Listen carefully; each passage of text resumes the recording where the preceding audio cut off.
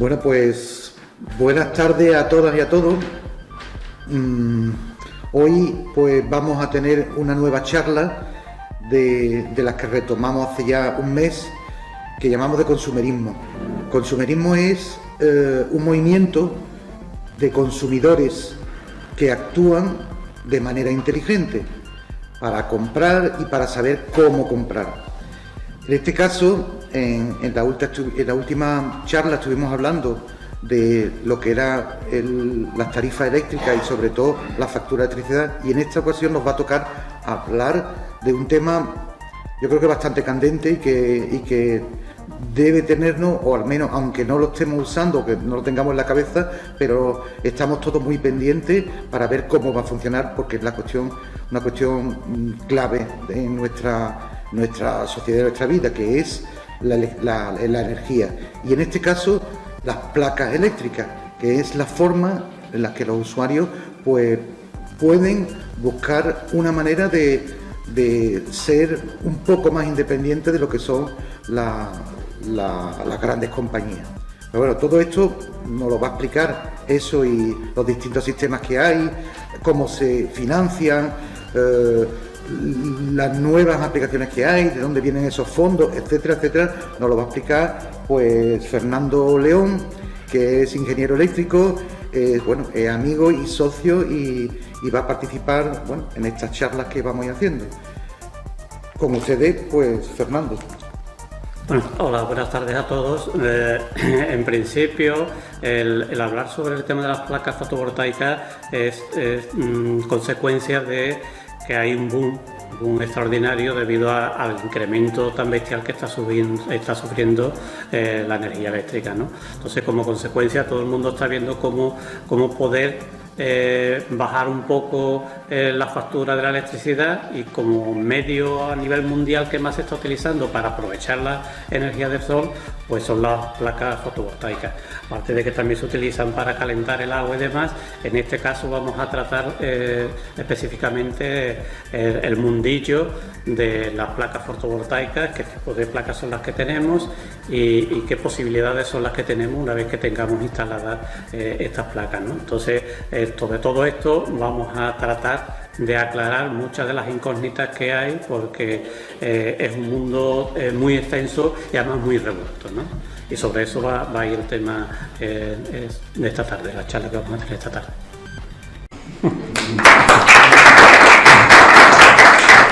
Buenas tardes a todos. Como ha dicho Fran, vamos a hablar sobre las placas fotovoltaicas, porque debido al incremento que está sufriendo la energía eléctrica, bueno, pues es uno de los métodos más utilizados en el mundo para conseguir energía eléctrica a través del sol. Entonces, lo primero que les voy a hablar es del tipo de placas fotovoltaicas que hay en el mercado. Yo voy a tratar tres nada más, que son las que más se utilizan. Hay algunas más y otras que están en experimentación, pero vamos a tratar estas tres, que son las que más se están utilizando actualmente. Una de ellas, la que se suele utilizar más de todas, es unas placas que se denominan de policristalino de silicio. Otra de las que también tenemos en el mercado es una de monocristalino de silicio, y una tercera que son de capas finas de silicio. Sí, si apagan creo que van a ver mejor. Sí, se ve mejor, ¿no? Bien, aquí quiero que observéis que hay una cosa que es común en las tres, que es, como veis, el silicio. El silicio está íntimamente ligado a nuestra vida, a nuestra sociedad actual. Prácticamente todo lo que tenemos en nuestros hogares de electrónica llevan silicio. Teléfonos móviles, impresoras, televisores, en fin, todo lo que huele a electrónica lleva silicio. Entonces le vamos a dedicar unos segunditos a conocer un poco lo que es el silicio. El silicio no es ni más ni menos que un metal, un material que está denominado como del grupo de los metaloides, y en la tabla periódica de los elementos su nomenclatura es S6. Bien, el silicio,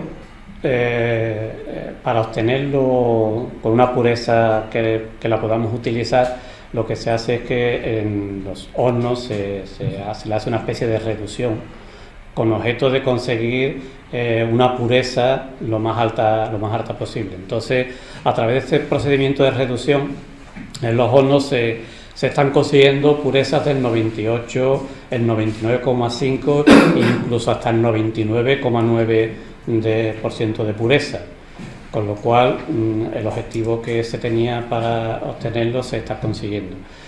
El hecho de que se utilice mucho silicio en el mundo no va a ser ningún problema, porque hay muchísimo silicio, hay una abundancia de silicio muy grande en la Tierra, ¿no? Hay que tener en cuenta que el 25% de la corteza terrestre, como vemos aquí, contiene silicio. Y como vemos aquí, bueno, pues el silicio se obtiene de la arena del mar y del cuarzo, con lo cual os podréis hacer una idea de que no va a haber problema en cuanto a que se vaya a agotar la materia prima para utilizar todos los componentes electrónicos y en este caso la placa fotovoltaica. Una vez procesado el silicio en los hornos, como dije anteriormente, se suelen fabricar en este tipo de lingotes de silicio con una pureza, como ya hemos dicho, del 99, bastante alto por ciento, y después el siguiente paso de proceso es convertirlo en estas obleas, en estas láminas tan finas, para continuar con lo que es el proceso de las placas fotovoltaicas. Las placas fotovoltaicas no es ni más ni menos que esto que vemos aquí. Consisten en una especie de marco de aluminio, un cristal protector, una placa para encapsulado, lo que son las celdas solares. Aquí es donde propiamente está el silicio del que hemos estado hablando. Otra plaquita de encapsulado, o sea que el silicio va en una especie de sándwich entre esta capa de encapsulado y esta capa de encapsulado, una cubierta posterior y una caja de conexiones eléctricas. Bueno, pues en definitiva ya tenemos lo que hemos dicho, ya tenemos lo que son las placas fotovoltaicas. Bien, ¿qué diferencia hay entre estos tres tipos de placas que estamos viendo? Bueno, pues básicamente la diferencia es la pureza con la que se ha utilizado el silicio para construir estas placas, ¿no? Las que más pureza tienen de todas es esta, la de monocristalino. Al ser más pura, su rendimiento a la hora de producir energía eléctrica es el más alto. Estas son las que tienen un rendimiento más alto de producción de energía eléctrica. Después le siguen las de policristalino, que son un poco más baratas, también tienen un poco menos pureza, y ya en tercer lugar están las de capa fina.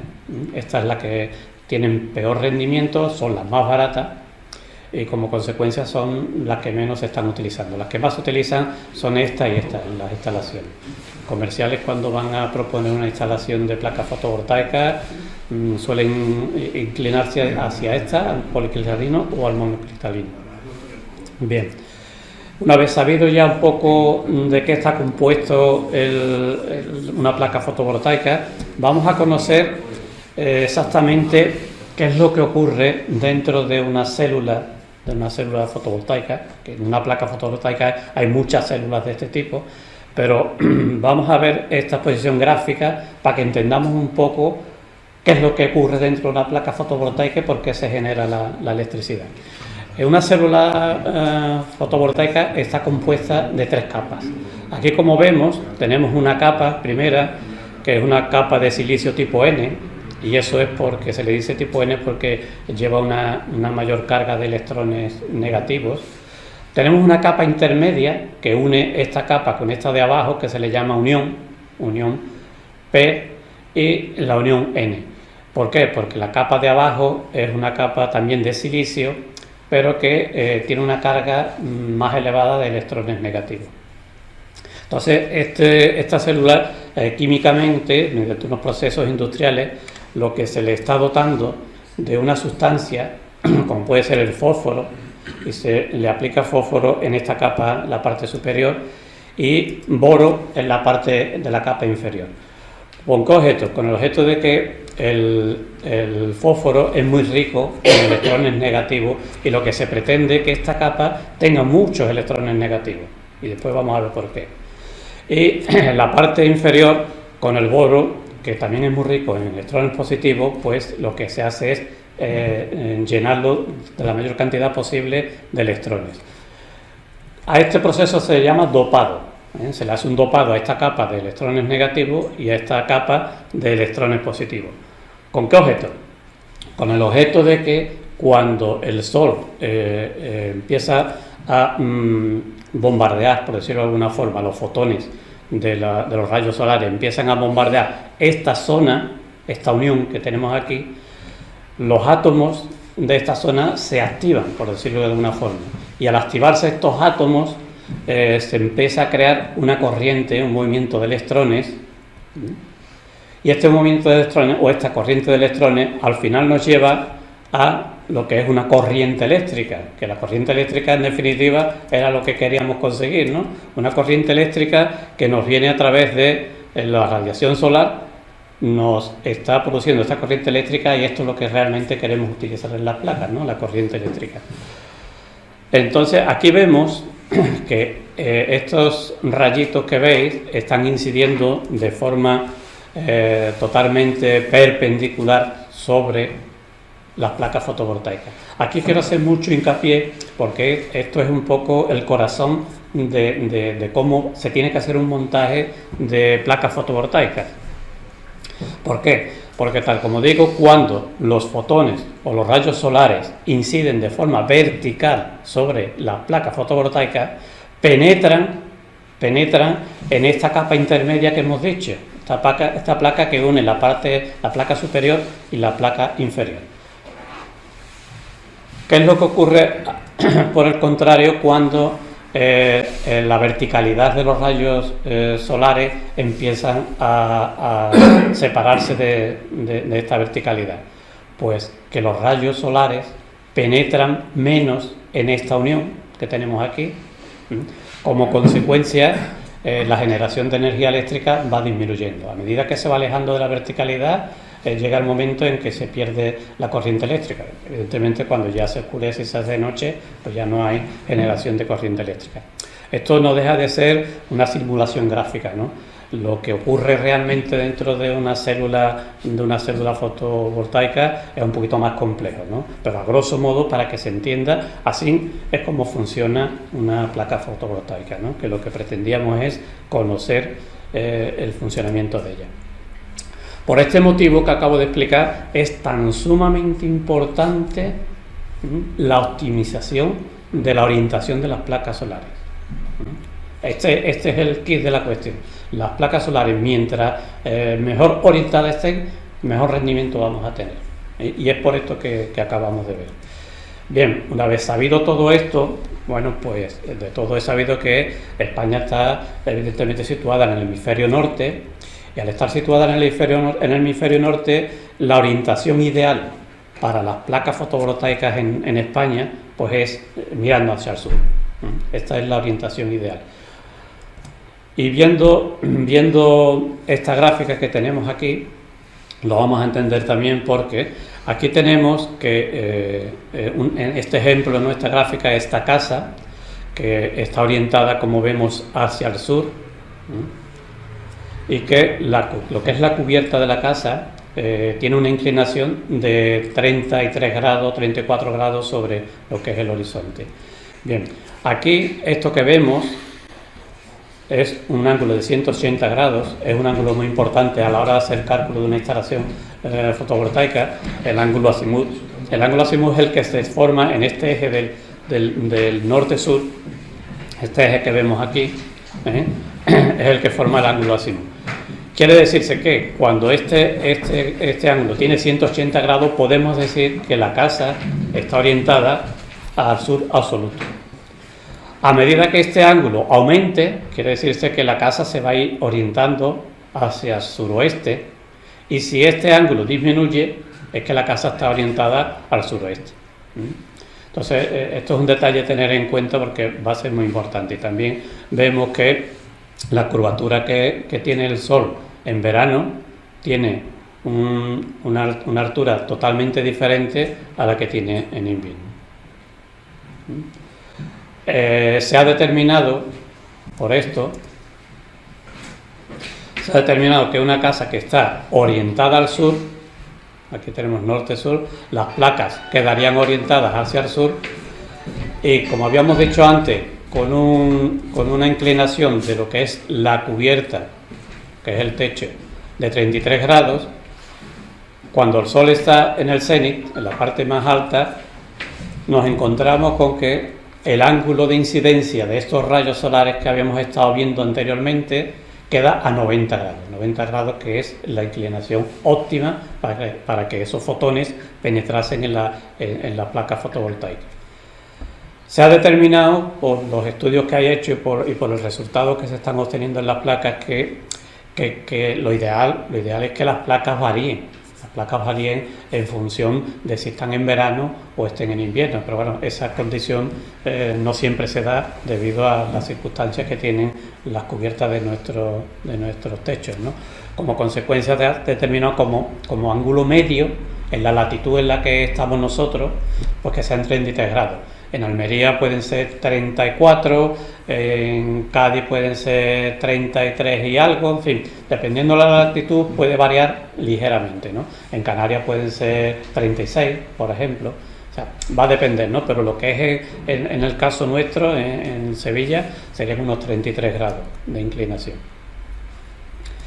Bien, una vez que hemos visto esto, pues la realidad es esta, ¿no? Que las cubiertas, los techos de las viviendas, pues son de lo más variable posible, ¿no? Nos encontramos con esta cantidad de tipos de cubiertas. Entonces, una vez ya conocido todo esto, esta introducción que hemos hecho para conocer un poco cómo funcionan las placas fotovoltaicas, la pregunta es ¿qué tenemos que saber para contratar una instalación de placas fotovoltaicas para nuestra casa, ¿no? Bueno, pues la primera pregunta que tendremos que contestarnos a esto es ver si la casa es adecuada para instalar placas solares. No todas las casas reúnen estas condiciones de una orientación óptima, ¿no? Y no siempre la orientación tiene que ser óptima. Puede haber pequeñas variantes como consecuencia de donde esté ubicada la casa, como sea su cubierta y demás, ¿no? Y para saberlo pues previamente hay que hacer un estudio, ¿no? Un estudio en base a la situación donde está la casa, el tipo de cubierta que tiene la casa, las dimensiones y la orientación. Estos factores hay que tenerlos muy en cuenta antes de tomar la decisión de si podemos o no montar una instalación fotovoltaica. Más o menos está estimado que para una vivienda que sus consumos oscilen entre 3 kilovatios, 5 kilovatios, nos pueden hacer falta pues del orden de 8 o 12 paneles. Por lo que para estos 8 o 12 paneles pues nos haría falta una superficie en nuestra cubierta de entre 15 a 25 metros cuadrados. Esto es lo primero que tenemos que saber para ver si nos va a interesar o no nos va a interesar el instalar nuestra planta fotovoltaica. Porque es muy fácil decir que llegue un comercial y te dice, a ver, ¿cuánto tienes contratado en la compañía eléctrica? Tengo contratado 5 kilovatios. Vale, pues te monto 5 kilovatios. Bueno, esos 5 kilovatios se podrán montar o no se podrán montar por las características que tenga el techo y podrán tener rentabilidad o no podrán tener rentabilidad también dependiendo de la orientación y las características que tenga la cubierta. Por esto, vuelvo otra vez a hacer mucho hincapié en esta gráfica, ¿no? Esto es lo ideal. Nos podemos mover, que en lugar de estar totalmente al sur absoluto, podemos estar al sur-sureste o podemos estar al sur-suroeste. O sea, podemos estar por aquí o podemos estar por aquí. Ahí las pérdidas son relativamente pequeñas. Pero si ya nos estamos moviendo hacia el este o hacia el oeste, las pérdidas son grandísimas. La rentabilidad va a ser muy baja de las instalaciones que se monten. Entonces, aquí tenemos el por qué se suelen montar de esta forma. Y si se tienen en cuenta los 33 grados de inclinación, esto que hemos visto para la orientación sur con respecto a nuestra latitud. El comercial, lo habitual, que cuando llega a venderte una instalación fotovoltaica, como dije anteriormente, lo primero que hace es pedir la factura de la luz, porque la factura de la luz, como vienen los vatios que tenemos contratados, pues más o menos son las necesidades que vamos a tener. ¿Y qué es lo que suelen hacer? Suelen dar un presupuesto a la baja, un presupuesto que se suele decir a la temeraria, a la baja, con objeto de que si te dan un presupuesto muy alto, ellos tienen muchas menos posibilidades de que se les acepte el presupuesto. Si estamos hablando de una instalación de 10.000 euros, pues igual el usuario se lo piensa. Ahora, si está hablando de una instalación de 5.000 euros, pues dice, bueno, todavía lo puedo asumir. Pero hay que tener mucho cuidado con esto, porque una instalación de 5.000 euros conlleva a que no se vaya a hacer una instalación optimizada para poder sacarle rendimiento a las instalaciones. Vamos a ver este ejemplo, que lo vamos a ver muchísimo más claro. Aquí tenemos un techo con una superficie bastante aceptable, bien, y tenemos que este techo, pues el ángulo que tiene este techo con respecto al horizonte son menor a 33 grados. Acordaros que 33 grados es lo ideal. Que tenga 32, 31 todavía no es gran problema, pero ya nos estamos alejando de lo que sería una inclinación ideal. Y además, esta superficie que tenemos de la cubierta o del tejado, pues la orientación que tiene, como veis, es una orientación al suroeste. Os dije que una orientación al suroeste, dependiendo si estar al sur-suroeste o si estar al sur-oeste puro, que el rendimiento va a ser muy bajo. Entonces, ¿qué es lo que se suele hacer cuando vienen los montadores y te han hecho un presupuesto a la baja? Pues lo que te suelen hacer es que el techo que tenemos es este, ellos llegarían y montarían sus placas, tal como te habían dicho, ellos montan sus placas y quedan muy bien, muy bonitas, ya está montada, ya tenemos la instalación de las placas fotovoltaicas. Pero ¿qué es lo que ocurre? Que las placas siguen teniendo la misma orientación que el techo, la misma orientación que la cubierta, están orientadas al suroeste. ¿Y qué es lo que ocurre también con el ángulo de las placas? Bueno, que el ángulo de las placas, pues, en definitiva, también tienen un ángulo inferior al ideal, porque claro, están utilizando el ángulo de inclinación de la cubierta. En definitiva, ¿qué es lo que hemos hecho? Hemos hecho una inversión en una instalación de placas fotovoltaicas y el rendimiento va a ser muy bajo. Si hablamos de que hemos hecho una instalación un equivalente a 5 kilovatios, pues esta instalación nos podría generar unos 3.000 y algo. Jamás va a llegar a los 5 kilovatios, jamás. Entonces hay que tener en cuenta este factor que es tan importante. ¿Qué es lo que hacemos con esta instalación? Bueno, esta instalación la vamos a desestimar y la tiramos, por decirlo de alguna forma. ¿Y qué podemos hacer con esta cubierta? La casa tiene las mismas condiciones que teníamos antes, entonces se le pueden montar unas estructuras en este sentido. Como veis, ya las estructuras están ligeramente orientadas de forma diferente a lo que es la cubierta de la casa, y aquí se montarían las placas. Ya tenemos las placas montadas. ¿Cuál es la diferencia? Que estas placas sí están orientadas al sur. Ya nos hemos acercado a lo que queríamos, ¿no? A orientarla, a tener una orientación hacia el sur que es la óptima, según habíamos visto anteriormente. Y además tenemos que el ángulo es de 33 a 40 grados, ¿no? Más o menos, ¿no? Ya dependiendo también, como digo, de la latitud, pues sería más interesante el subir un poco, ¿no?, el ángulo este. Pero bueno, nos estamos moviendo entre esos 33 grados que son los óptimos. Entonces volvemos a este ejemplo anteriormente, que esta cubierta pues se está desaprovechando totalmente. Simplemente con haberla dotado de esta estructura, pues aumentaríamos el rendimiento de las placas. Simplemente con esto. No es muy costoso, pero bueno, si te hace un presupuesto a la baja, esto se lo ahorraría la empresa montadora. Te montaría esto, que es lo más barato para ellos. Pero no es lo más rentable para el que la compra, ¿no?, para el dueño de la instalación. También os voy a hablar un poco de que también se puede optimizar las placas que se monten en una vivienda, se puede optimizar igual que las placas que se montan a nivel industrial, ¿no? Estas son unas placas guiadas que hacen como los girasoles, ¿no? Que buscan al sol por la mañana, lo van siguiendo durante toda la trayectoria del sol y se vuelcan hacia cuando se pone el sol. Aquí lleva una motorización con el objeto de poder conseguir esto. Y el objeto no es ni más ni menos que tratar durante la mayor cantidad de horas posibles de sol el tener esa verticalidad que íbamos buscando, de los rayos solares. Esta es una muestra de una motorización para unas placas que no son ya las placas estas industriales, ¿no?, que hemos estado viendo, ¿eh?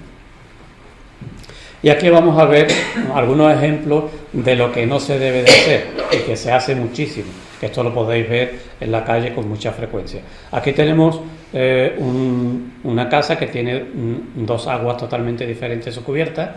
Tenemos una serie de placas que están orientadas suroeste, sur-suroeste, y tenemos una serie de placas que están orientadas al oeste. El rendimiento de esta instalación es nefasto, es bajísimo. El rendimiento de esta instalación puede andar por un 55-60% de su capacidad. Pero claro, al comercial le da igual, al que ha hecho la inversión, pues igual no tanto, ¿no? O consciente el dueño de la vivienda, por estética o por lo que quiera que sea, que se le monta así y es consciente de que va a tener un rendimiento bajo. No siempre son conscientes de eso, pero bueno, se da esto. Este es otro ejemplo. Aquí vemos que estas placas sí podemos decir que están bien orientadas, que están al suroeste. Estas otras están orientadas al este. Esta instalación también es una instalación nefasta. Esta instalación es una instalación con mucha potencia contratada, con muchas placas, pero el rendimiento también es bajísimo. Esta puede llegar al 50% de la capacidad que podía tener si se hubiese hecho una instalación a conciencia con un soporte, una estructura adecuada. Este es otro ejemplo, y ya no me voy a extender mucho más, que aquí vemos que esta parte sí está bien orientada, pero esta está hacia el este y esta hacia el oeste. O sea que la suma conjunto de esta instalación también es una instalación nefasta. Esto es lo que se debe de evitar en todo momento, porque claro, cuando hacemos una inversión de este tipo, lo que pretendemos es obtener el mayor rendimiento posible, no la mitad del rendimiento. Entonces, con esto hay que tener muchísimo cuidado a la hora de que vayamos a contratar una instalación. Bien, la segunda pregunta que nos podemos hacer con respecto a esto es la siguiente. ¿Cuánto puede costar una instalación y cuánto me puedo ahorrar? Como ejemplo, voy a hablar de una instalación típica de unos 5 kilovatios, ¿vale? 5 kilovatios, que es una instalación por una vivienda con 3-4 personas, ¿no?, que puedan vivir en esta vivienda, ¿no? Entonces, dependiendo de la empresa instaladora y demás, pues nos puede costar del orden de 6.000 a 7.000 euros, más o menos lo que viene a costar una instalación de esta capacidad. Y si podemos optar a una subvención, las subvenciones suelen rondar sobre el 40% de lo que cueste la instalación. Bueno, pues nos podemos ahorrar, dependiendo del caso, o 2.400 o 2.800 euros de la inversión que tenemos que hacer inicial. Bien, podemos suponer que una instalación de 5 kilovatios en nuestra latitud, en Andalucía, en Sevilla, nos puede producir unos 8.000 kilovatios hora al año, que es una cantidad bastante importante, si la instalación está bien hecha. Insisto que esto no se consigue si la instalación no está bien hecha, ¿eh? Si la instalación no está bien hecha, puede bajar a los 6.000 o 5.500 kilovatios, ¿eh? Es muy importante que la instalación esté bien hecha. Bueno, pues de estos 8.000 kilovatios, el autoconsumo que vamos a tener, y ahora explicaré lo que es el autoconsumo, por si alguno no lo sabe, el autoconsumo que vamos a tener de esta instalación va a ser un 30%. El autoconsumo es la energía que vamos a utilizar en nuestra casa cuando las placas están dándole el sol de pleno. Cuando las placas están produciendo energía, pues nosotros no vamos a gastar toda la energía, porque no vamos a tener todos los electrodomésticos funcionando en ese preciso momento. Vamos a tener frigorífico, vamos a tener la televisión, vamos a tener algún que otro electrodoméstico, pero nunca vamos a tener todos los electrodomésticos. Lo cual quiere decir que cuando la placa está en pleno rendimiento, vamos a utilizar solamente un 30%, ¿no? Y entonces, al precio que está la electricidad actualmente, pues el ahorro que vamos a tener por no tener que haber consumido energía de las redes eléctricas y haberla utilizado la energía de las placas, pues vamos a tener un ahorro del orden de 800 a 900 euros al año, que ya es una cantidad interesante. Y claro, lógico, si hemos consumido un 30% o un 40%, la energía restante, ¿qué pasa con ella? Bueno, pues la energía restante, este 70 o este 60% de excedentes que hemos tenido, pues si nos los pagan a un tercio aproximadamente de lo que cuesta la electricidad que hemos comprado, vamos a ahorrarnos del orden de 400 a 500 euros. Entonces, entre lo que nos hemos ahorrado por la electricidad que no hemos tenido que consumir de la red y lo que nos hemos ahorrado por la compensación que vamos a tener por la electricidad que hemos volcado en la red, bueno, pues ya estamos hablando de entre 1.200 y 1.500 euros. Y si además hemos podido optar a la subvención, que hemos dicho que la subvención podía ser unos 2.400 o 2.800 euros, pues al final la inversión que hemos hecho para nuestra instalación fotovoltaica en 3-4 años, pues ya la tenemos totalmente financiada, la tenemos totalmente amortizada. Con lo cual, según estos datos, el montar una instalación fotovoltaica puede ser rentable. La vida de una instalación fotovoltaica puede rondar entre los 20-22 años. Y digo la vida, y hablo de la vida de las placas. Una instalación fotovoltaica no solo son las placas, hay más elementos. Las placas pues habrá que renovarlas a los 22-23 años, habrá que renovarlas, pero bueno, después de la eficiencia que han tenido y después del rendimiento que hemos tenido, yo creo que sigue siendo rentable el utilizar placas fotovoltaicas. Y hablando de las subvenciones, porque bueno, antes he hablado de las subvenciones que se puede optar a un 40% aproximadamente del importe de la instalación. Estas ayudas se van otorgando según se van solicitando. Estas ayudas vienen de Europa, ¿no? Entonces, ¿qué es lo que ocurre con esto? Que estas ayudas aquí en Andalucía las está gestionando la comunidad autónoma. Y estas ayudas, bueno, pues la comunidad autónoma está otorgando estas ayudas hasta que se acabe el fondo. O sea, Andalucía tiene una cantidad que le ha llegado de Europa para subvencionar ese tipo de instalaciones y cuando se acabe, se acabó. Lo que no se sabe es si una vez agotado este fondo lo van a crear nuevamente o ya no lo va a haber. De entrada, esto es lo que tenemos. Y estas subvenciones, los requisitos que tienen que tener es que la instalación sea posterior a esta fecha, al 30 de julio de 2021. Quiere decir que si nosotros hemos hecho una instalación posterior a esta fecha y no hemos solicitado la subvención, por lo que quiera que sea, todavía hasta el 31 de diciembre de 2023, si reunimos todos los requisitos para optar a esa subvención, pues nos la podrían conceder si queda dinero. En principio todavía parece que queda dinero. Bien, estas ayudas que son gestionadas por la comunidad autónoma son limitadas. Entonces, ¿en qué limitaciones son las que tienen estas ayudas? Pues lo que se está ofreciendo, lo que se está dando son unos 600 euros por cada kilovatio que hayamos instalado. Quiere decir que si estábamos hablando de una instalación de 5 kilovatios, bueno, pues según esto tendríamos unos 3.000 euros de subvención, que es una cantidad bastante importante, ¿no? Esto es para las instalaciones de la placa fotovoltaica. Y si además hacemos una instalación en la cual hayamos montado baterías, pues por montar baterías, pues tendríamos 490 euros. Todo esto en instalaciones que estén por debajo de los 10 kilovatios. Entonces, claro, todo esto entra dentro de esos 5 kilovatios que hemos estado hablando, que es la media que se suele tener en una casa de 3-4 personas que viven en ella, ¿no? Si queremos optar a una instalación de más de 10 kilovatios, lo que están subvencionando es del orden de 450 y 300 euros por cada kilovatio instalado.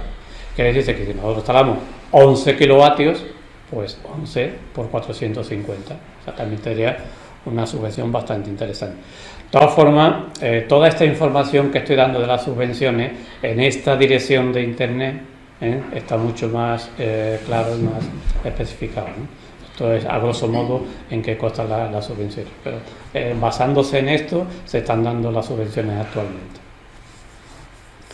Bueno, pues hemos hablado de las subvenciones, pero ahora vamos a hablar de cómo podemos nosotros financiar la instalación. Tenemos varias formas de financiar la instalación. Si tenemos el dinero y la queremos pagar, bueno, pues la pagamos y ya está, no hay nada que hacer, ¿no? Entonces el usuario paga la totalidad de la instalación sin financiación ninguna. Tenemos también la opción de, pagando el usuario la totalidad de la instalación, que es lo que se suele hacer actualmente, porque el modelo de financiar ha cambiado, es pagando el usuario la totalidad de la subvención, y cuando le llegue la subvención, si procede, si se la concede, bueno, pues recibiría esa subvención. Pero de entrada, el usuario tiene que hacerse cargo del importe total de la instalación.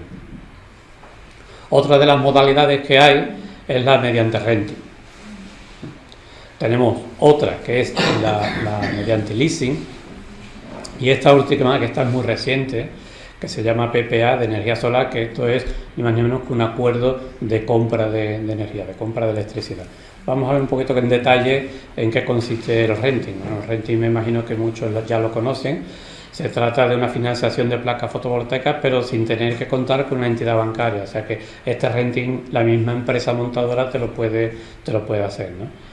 La inversión corre a cargo de la empresa montadora, como vemos aquí. La empresa montadora es la que se haría cargo de la inversión, con que esto aliviaría, ¿no?, al usuario de no tener que hacer un desembolso inicial, ¿no? Y tanto la empresa comercializadora como el usuario establecerían esos plazos, unos plazos para liquidar ese renting, ¿no?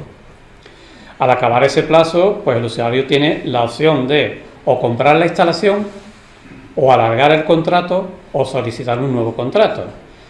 Esta forma de adquisición de paneles para la energía solar conlleva lo que es el mantenimiento, o sea, las averías y lo que conlleve el mantener la instalación, pues correría a cargo del dueño de la instalación, ¿no?, del usuario. Pero ahora también tenemos el leasing. El leasing es prácticamente casi igual que el renting. Por un lado también nos están liberando de tener que hacer esa inversión inicial. Hay un pacto entre ambas partes de cómo se va a funcionar con este leasing. Y la diferencia que hay con el renting es que las placas solares es que al finalizar el plazo, la instalación ya queda en propiedad del comprador, ¿vale? Y además esta no conlleva el que se tenga que hacer cargo del sistema de mantenimiento y demás. Esta es la diferencia entre el renting y el leasing. Y esta última, que es una de las más recientes que están utilizando las empresas montadoras, que esta consiste en que la empresa que hace el montaje se encarga de todo. Se encarga de toda la documentación necesaria, se encarga del proyecto, se encarga de todo. ¿Y qué es lo que ocurre con esto? Que se llega a un acuerdo en el cual el dueño de la vivienda, en definitiva, lo que está haciendo es como alquilarle la cubierta. Alquila la cubierta, la empresa hace el montaje, se encarga de todo, desembolsa todo el dinero, y lo que hace es que la energía que genere esa instalación, parte de esa energía va a ir para el dueño de la vivienda, con lo cual le va a cobrar la electricidad a un precio mucho más bajo del precio que tiene la electricidad en el mercado. Es decir, que si en el mercado el kilovatio está a 80 céntimos, pues esta compañía, mediante el acuerdo, pues no se lo va a vender a 15 céntimos. Con lo cual, el dueño de la vivienda se va a beneficiar de que tiene una instalación fotovoltaica en su casa que no le ha costado un duro y que le va a costar la energía eléctrica, le va a costar mucho más barata. Estos acuerdos pues suelen durar de 15 a 25 años. Y al finalizar el plazo, bueno, pues el cliente puede prorrogar el contrato, quedarse con la instalación, pagando la diferencia residual que quede del coste de la instalación. Y bueno, también tendría esa modalidad de que de que no tiene que hacer gasto inicial ni tiene que hacer nada, y además tiene la ventaja de que se puede deducir de los impuestos anuales.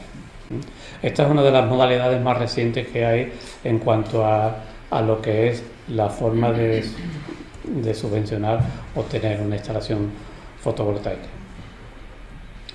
En este tercer punto quiero hacer mucho hincapié en que no todo vale cuando llega el comercial a nuestra casa y nos dice qué cantidad de placas va a montar. Lo habitual que suelen hacer, que me parece que lo comenté anteriormente, es que nos piden nuestra factura de electricidad, ven que tenemos contratado 5 kilovatios, ellos hacen sus cálculos, bueno, pues para 5 kilovatios vas a necesitar 10 placas. Y 10 placas es lo que te venden. Después, el rendimiento que vayan a tener esas placas, a ellos les repanflinflan. A ellos lo que les interesa es hacer la venta de esas 10 placas.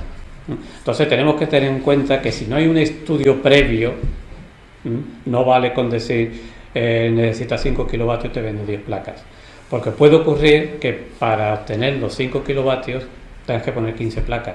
¿Por qué? Porque tiene sombra, porque no tiene bien orientada la casa, porque el ángulo de la cubierta es X y tienes que ponerle una estructura.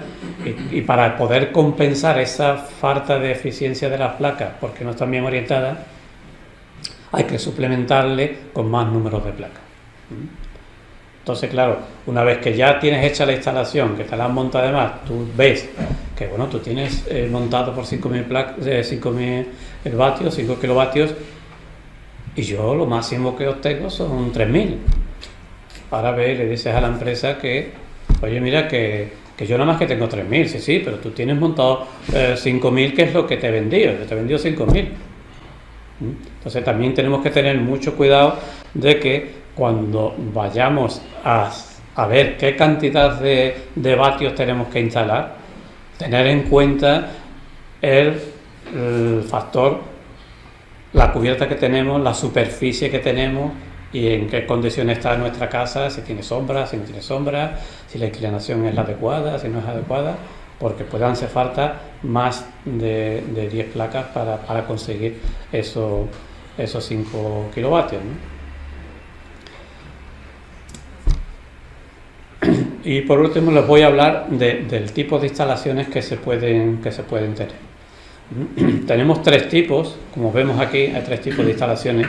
Nos vamos a centrar sobre todo en esta que es la habitual que se suelen tener para las instalaciones que se hacen en las poblaciones, ¿no?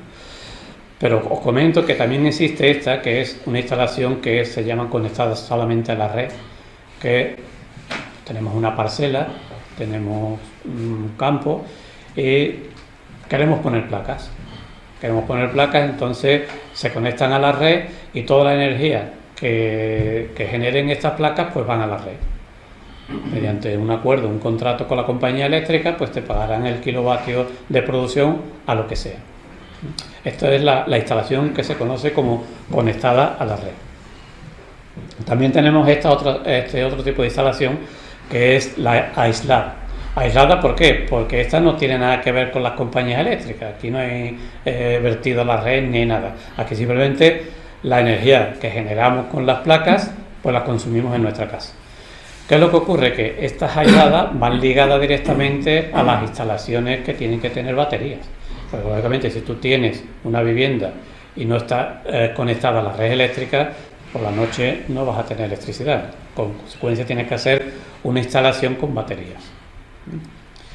Y esta, que es la más habitual, la que se suele montar en las poblaciones, que se llaman de autoconsumo, son instalaciones que la energía que se está produciendo en las placas, parte la consumimos nosotros, porque como dije anteriormente, no toda la energía que consumimos, o sea, que producimos, la vamos a consumir. Vamos a producir mucha más de la que vamos a consumir. Como consecuencia, el resto se va a la red. Esta es la denominación de este tipo de instalaciones de autoconsumo. Bien, vamos a hablar de la de autoconsumo, que es la que más se suele utilizar. Una instalación de autoconsumo lo que es una placa, una serie de placas, las placas fotovoltaicas, que no lo dije anteriormente, lo que producen es una corriente continua, es la corriente que utilizan las baterías de los coches, no es la corriente que utilizamos en nuestros electrodomésticos. Entonces esta corriente continua la tenemos que poner, hacerla pasar por a través de este aparatito, que es un inversor, que este inversor lo que hace es que convierte la corriente continua en corriente alterna. ¿Para qué? Para que esta corriente alterna se pueda o verter a la red o la podamos utilizar en casa. Al hilo de lo que dije antes de que las instalaciones fotovoltaicas tienen una vida de entre 20, 22 o 23 años, cuando hay que renovar las placas fotovoltaicas, porque las placas fotovoltaicas pues se van envejeciendo y van perdiendo sus cualidades para generar energía eléctrica y hay que renovarlas. Al cabo de muchos años hay que renovarlas. Lo que se renueva es esto. Esto no se renueva. La instalación eléctrica y los aparatos y demás aparatos que tienen que montar en la casa, esos siguen siendo los mismos. Con lo cual, la rentabilidad, mucha gente dice, bueno, es que al cabo de X tiempo la instalación hay que tirarla. No, la instalación hay que tirarla. Lo que hay es que renovar las placas. Igual que en un coche, al cabo de un tiempo hay que renovarle los neumáticos, se gastan, ¿no? Pero no por eso vas a tirar el coche, ni tienes que comprar un coche nuevo, simplemente le cambian los neumáticos. Pues aquí es exactamente lo mismo. Lo digo por aquello de la rentabilidad de una instalación fotovoltaica. Bien, y ahora nos vamos a ir a una de las partes también más importantes de lo que son las instalaciones fotovoltaicas, ¿no? Porque hemos estado hablando de que una parte la vamos a consumir nosotros y otra parte, la mayor parte, vaya a la red eléctrica, ¿no? La vamos a tener como excedente. Entonces, ¿qué es lo que podemos hacer con estos excedentes? Porque con los excedentes también está habiendo mucha picaresca y muchas historias raras por parte de las grandes compañías eléctricas, ¿no? Entonces, con los excedentes, nosotros tenemos que hacer un contrato con la compañía eléctrica, un contrato que se llama contratos de autoconsumo con excedentes, ¿vale? Y podemos contratar con las compañías eléctricas una tarifa a precio fijo, una tarifa a precio indexado y una tarifa indexada con batería virtual. Vamos a ver en qué consiste cada una de estas modalidades para sacarle un rendimiento a los excedentes, ¿no? Bueno, pues tenemos nuestra instalación de autoconsumo, como dije anteriormente, y tenemos contratado, optamos por contratar con la compañía eléctrica lo que es precio fijo. ¿Qué es lo que ocurre con esto? Bueno, pues que nosotros, como de noche necesariamente tenemos que depender de la compañía eléctrica, tenemos que consumir energía eléctrica de las compañías, al haber contratado un precio fijo, a la compañía todo lo que le consumamos nos lo va a cobrar a un precio fijo, ¿vale? El que sea, el que se establezca. Y como consecuencia, toda la energía que estemos produciendo y que no vamos a consumir nosotros porque se la vamos a dar o la vamos a verter en la red, también nos la van a pagar a un precio fijo. ¿Qué es lo que ocurre también con esta modalidad? Que nos van a pagar a un precio fijo hasta la cantidad que hayamos consumido de la red. Quiere decir que si nosotros hemos consumido de la red por un valor de 80 euros, imaginémonos que hemos consumido por un valor de 80 euros en kilovatios, pero sin embargo lo que hemos vertido en la red, hemos vertido mucha energía y si la valoramos pueden ser 90 o 100 kilovatios, o sea, 90 o 100 euros, perdón, hay una diferencia. ¿Qué es lo que ocurre? Que ellos nos van a compensar solamente los 80 kilovatios que hemos consumido, el resto se lo queda. Una modalidad que es muy interesante para las compañías, ¿no? No sé si habéis oído en alguna ocasión los beneficios caídos del cielo de las compañías eléctricas. Bueno, pues este es uno de los beneficios caídos del cielo, que se quedan por la cara con la energía excedentaria. Pero esto ha ido evolucionando y hemos pasado a otra modalidad. La modalidad es esta, ¿no? La tarifa de precio indexado. Esta tarifa ya no tiene un precio fijo. Esta tarifa lo que hace es que la energía que vayamos a consumir de la red eléctrica la vamos a pagar al precio de mercado. al precio que esté, hora por hora, y va cambiando de un día a otro, ¿no? Que es decir, que un día podemos pagarla a 10 céntimos y otro día a 100. Depende cómo esté el mercado, ¿no? Ya habréis escuchado en muchísimas ocasiones que, bueno, que la electricidad unos días sube más, otros días sube menos, de ahí vino lo del tope al gas, en fin, toda la historia que hay con el tema de las fluctuaciones tan grandes que está habiendo con el precio de la electricidad. Y como consecuencia, aquí pasa lo mismo. La energía que nosotros generemos con nuestra planta fotovoltaica y que vertemos a la red, también nos lo van a pagar en función de cómo esté el mercado. O sea que unos días nos lo van a pagar más barata y otros días nos lo van a pagar más cara. La media suele ser más interesante esta opción de contratación que las de precio fijo, porque a la larga el rendimiento y los resultados son mejores con esta modalidad. Pero esto a la larga, ¿no? Puedes encontrar que un vecino tuyo, pues un día está pagando el kilovatio a 15 céntimos, porque tienen precio fijo de 15 céntimos, y tú al tener una tarifa indexada, pues la vas a pagar 30 céntimos, al doble. Vaya tela. A la final me está saliendo más cara, pero puede darse el caso de que 3-4 días después tú lo estés pagando a 5 céntimos y él sí lo va a seguir pagando a 15 céntimos. Él lo va a pagar 15 céntimos siempre y nosotros vamos a pagar 5 céntimos por la noche, que suele ser la electricidad más barata, los días de fiesta, que es la electricidad más barata. Siempre el vecino la va a pagar 15, nosotros por tener esta tarifa la vamos a pagar un día 5, otro día 10, otro día 30, pero la media anual va a ser siempre mucho más interesante esta modalidad. Y ahora por último, para no extenderme muchísimo más, vamos a hablar de esta otra tarifa. Es la tarifa indexada con batería virtual. Esto en realidad no es una batería. Ahora vamos a ver en qué consiste. Bueno, esto lo que va a hacer, esto no cambia. Con la modalidad anterior esto no cambia, ¿no? El precio de la electricidad que vamos a pagar por hacer uso de la red eléctrica va a ser un precio en base a cómo esté el mercado. Unos días va a estar un precio, otros días va a estar otro. Bien, aquí lo que cambia básicamente es que los excedentes, los vatios, los kilovatios excedentes, van a pasarse a un valor en euros. ¿Vale? Entonces, una vez que este valor de excedente se pasan a euros, lo que nos va a ocurrir es que toda la energía excedentaria se va a ir guardando en una especie de hucha. Aquí toda la energía excedentaria se va a meter aquí en esta hucha. Al final, cuando se genere la factura, ¿qué es lo que va a ocurrir? Que de esta hucha se va a pagar lo que nos hayamos gastado de la red eléctrica. Quiere decirse, al ejemplo anterior, si nos hemos gastado 80 euros de consumo de la red que hemos tenido que utilizar por la noche, se van a pagar, de esta hucha se van a pagar esos 80 euros. Pero como dije anteriormente, si nosotros hemos producido por valor de 100 euros, hemos pagado estos 80 y nos siguen quedando 20 euros. Esos 20 euros ya no se lo queda a la compañía eléctrica. Esos 20 euros quedan aquí, en esta hucha. ¿Vale? Y con esos 20 euros, pues podemos pagar lo que son los conceptos fijos de la factura. Potencia contratada, el IVA, los costos que hay adicionales en la factura. Y se puede dar caso que nuestra factura sea 0 euros.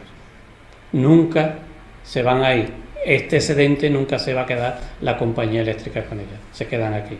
Se puede dar caso que incluso con la factura 0 todavía siga quedando dinero en la hucha. Y ese dinero se queda ahí para la próxima factura.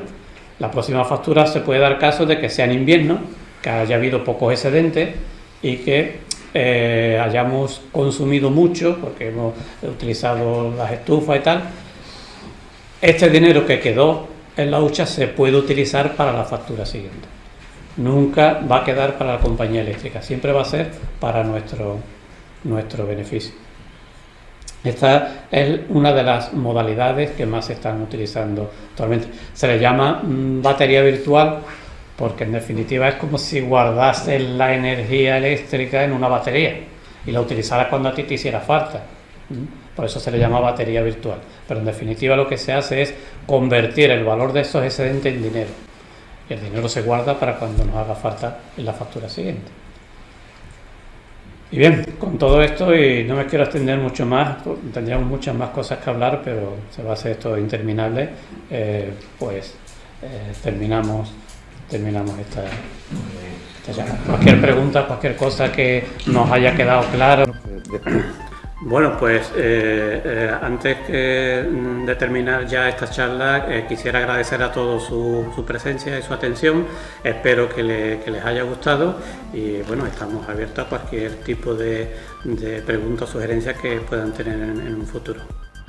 Muchísimas gracias y bueno, os esperamos en la siguiente que ya os iremos anunciando.